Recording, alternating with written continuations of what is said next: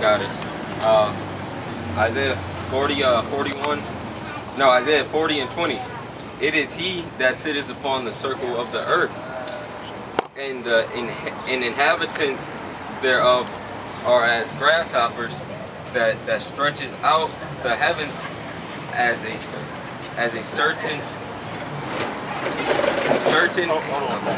First and foremost, we'd like to give all praises to Yahweh, Bahashem, Yahweh Shai. Double honors to the apostles of Great Millstone who rule well, and peace and salutations be unto the hopeful elect that are throughout the four corners of the world that push the truth and sincerity. Now,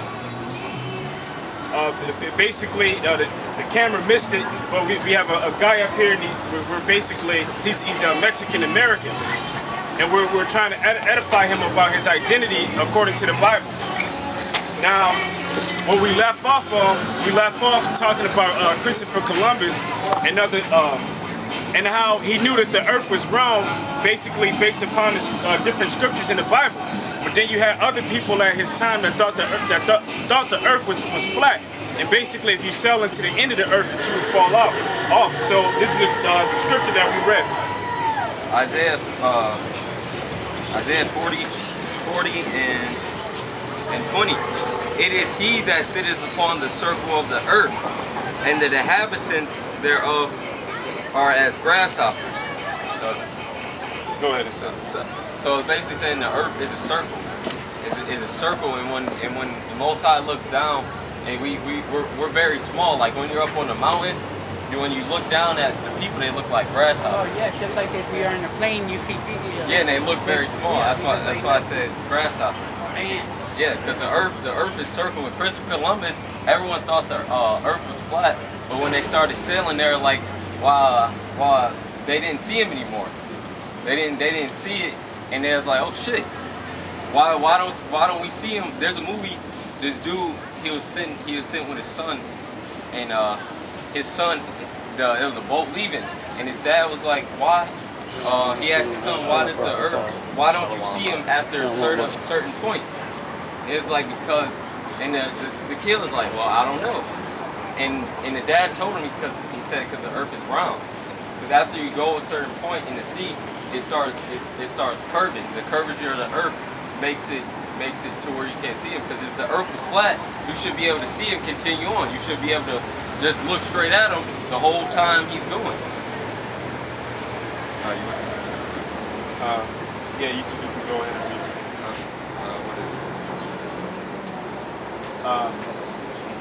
Go to 2 Ezra 13 and 40. This is now explaining about the Native Americans and basically the northern tribe, the northern tribe of the Israelites, how they came over there. This is 2 Ezra 13 and 30. 13 and 40. These are the 10 tribes which are carried away prisoners out of their own land in the time of Oshé the king. And the 12 tribes are starting from, the head of the tribe is really Ephraim, but all the way down from here are the 10 tribes that got sent over. These are the 3 tribes. These are the ones that they call it so-called Jews. That's because Jew comes from Judah. But this is I'm gonna continue on. Whom Salmanassar, the king of Assyria, led away captive, and he carried them over the waters, and so came they into another land, because he took them out of their land, which their land was Israel. But they took this counsel among themselves that they would leave the multitude of the heathen and go forth into a further country where never mankind dwelt. And this is true history, because if you go online or basically to any encyclopedia, you can look up Shalmaneser. He was the actual man that lived and that ruled over the Assyrian Empire. So the 12 tribes of Israel, were taken into, hold on just one second. The 12 tribes of Israel were taken into, the 10 tribes of Israel were taken into slavery by Shalmaneser into another land. That land that they went into was the land of Assyria. So when they were there in that land, they took note among themselves, okay, these things happened unto us because we sinned against our Maker. So what happened was they came into the realization that they went into captivity because of their rebellion from the Lord. So in captivity, they took ships over here through the Euphrates, down around the Cape of Africa. You know, down the southern part of Africa, they call it Cape Town. Cape Horn. They took and then they went into South America and then inhabited all of the different islands that are around that region. So the so-called white man knew that the earth wasn't flat based upon the scriptures in the Bible. And the Native Americans knew that the earth wasn't flat because you had before they went into captivity, you had Solomon that was given knowledge of all things. He was given knowledge of all different people, all different lands, everything in the heavens, everything in the earth. King Solomon, yep. Go ahead and read that. And King Solomon used to have a navy of ships that would come to South America. I want to say it was once every 3 years, or the scripture would tell you exactly what. Go ahead and get it out. Hold on. Yeah, it was once every 3 years. Go ahead, read it. This is 1 Kings chapter 10. I'll start from verse 21. And all King Solomon's drinking vessels were of gold, and all the vessels... Go to 25. All right.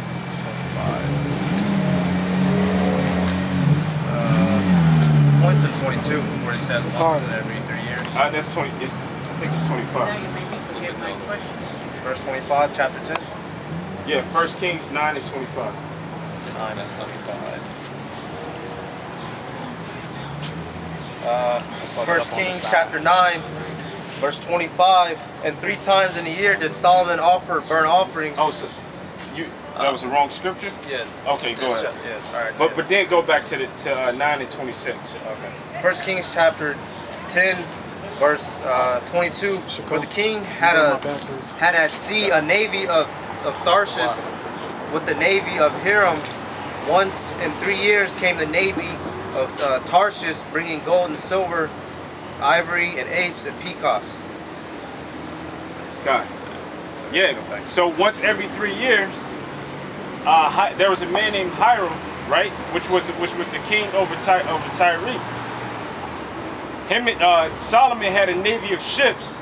He employed Hiram, and Hiram will come over to America every 3 years, bringing apes, peacocks, and gold back to King Solomon.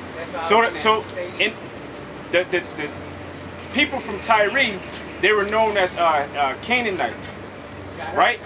The Canaanites knew how to navigate the sea. They knew how to navigate the sea.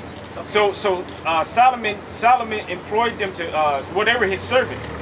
They would come over here to America. So they knew back then that the earth wasn't flat. Okay, can I ask you one simple question right now before we read on or anything? Okay, where were the Greeks then? They were around, weren't they? The Greek at that time the Greeks wasn't around, but the Greeks came into they came before Christ or after Christ? They came before him. Yeah, like I know BC was the They came in the BC. I can't tell you exactly what time, because according to Daniel 7 and 25, it says that the so-called white man that rules over, that he would destroy the times, that he would mess up the times. You mean the dates and so on? Yeah, the dates and so on. Now, can you grab in Genesis where it talks about the 12 tribes? I want to say it's 49. Well, let me ask you another question. You say you're the 12 tribes of Israel. What's the Israeli thing? You got a lot of questions, and I'm trying to address them the best as I can. If you were running for president and you wanted my vote, I'd ask you 1,000 or 1,000,000 questions. Yeah, but you have to allow me to answer those questions. Okay, I'm not giving you the... You're not giving me the time to answer the question. Like they say, we don't have 24 hours in the day. Well, if you don't have 24 hours, or if you don't have time to listen to this, then maybe it ain't for you. But I still have to edify the people that want to hear. Go ahead. You can go to the part where it talks about like Issachar. Since we were or and any one of the 10 tribes. what Genesis 49 and 13. Because basically, go to 1 and then jump over to that. Go to 1. Yeah, read 1. So like, Genesis 1 and Genesis 49 and 1. And Jacob called unto his sons and said, gather yourselves together, that I may tell you that which shall befall you in the last days. So Jacob, which is his name was changed into Israel. He gathered the children of Israel together, and he spoke to them what will happen to them in the last days. Since the time that the one that the world ignorantly called Jesus Christ has been on the scene, right? From that day that from the day that he was hung on the cross until now, is considered the last days. We're living in the last days. So Jacob said, "Let me tell you what will befall you in the last days." Go ahead. Gather yourselves together, and hear, ye sons of Jacob, and hearken unto your father Israel. All right, now go to verse 13. Zebulun shall dwell at the haven of the sea, and he shall. The Zebulunites, or Zebulun, are known as the Panamanians in the Guatemalans. Where do the Guatemalans and the Guatemalians live right now? South America. They live in South America. Central America. Yeah, Central America. It's Central America, right? It's in the middle, right. But the land that they live in, it's surrounded by water. Right. So it's easier to be accessed by ships. Okay. They had something when Spain was over here, right? And they were down in South and Central America, and they would use that as a route to go to what's that place? The Philippines. They would use it as a route to go to the Philippines. So it's basically a haven for ships. Go ahead. Verse 13. And he shall be for an haven of ships, and his border shall be unto Zidon. Issachar is a strong ass, crouching down between two burdens. And this is spiritual symbolism. This is symbolic. Issachar, the children of Issachar, which is the Mexicans, they're not literally an ass, but their characteristics, because they work so hard like a donkey. You can work a donkey or an ass all day. Who are some of the hardest workers in the whole wide world? The Mexicans. And the blacks. The Mexicans and the blacks, that's right. Well, not just anybody, really, if you put them together in a group, anybody could be. I mean, if I was, say we're back in the days of, say, before the Civil War, okay? And you wouldn't have electricity and all that, okay? You had to work with your hands, right? Right?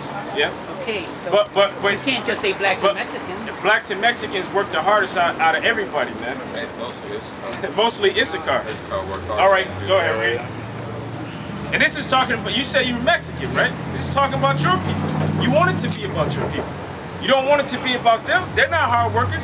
They got blue collar. You got blue collar workers and you got white collar workers. The majority of them are white collar workers. They work in offices, and you know the job position that they have, ripping your people off. And not just mine, yours, and everybody else too. Issachar is a strong ass, crouching down between two burdens. And it said crouching down between two burdens because Mexico is America, and then in South America. That's the two burdens. Yeah, go ahead and read it. I was going to. Issachar is a strong ass, crouching down between two burdens. So like he said, the burden is North America and South America, because basically South America is making it hard for Mexico just as well as North America. Verse 15, and he saw that rest was good. And because Mexicans, right?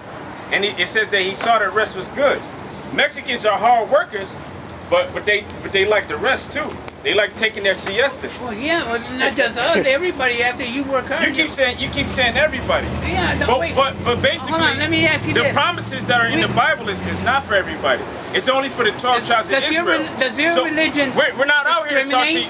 Hey. Yeah, it does. Why? Because the Lord who is in heaven discriminates. Hey, religion is not word religion.